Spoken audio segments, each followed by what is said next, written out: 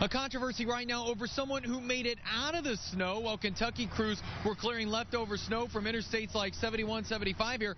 Kentucky Governor Matt Bevin was on his way to New Hampshire, so that got us asking, was it a trip he should have made?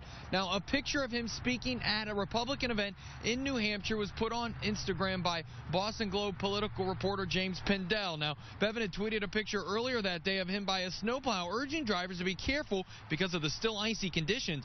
Bevin's spokesperson says that he was involved with the storm's management, felt things were well in hand and wanted to keep his commitment. His spokesperson says he also met with businesses there in New Hampshire about possibly coming to Kentucky. Reporting live, Jordan Burgess, 9 on your side. Jordan, appreciate the work. New this morning, Highway 28 in Claremont.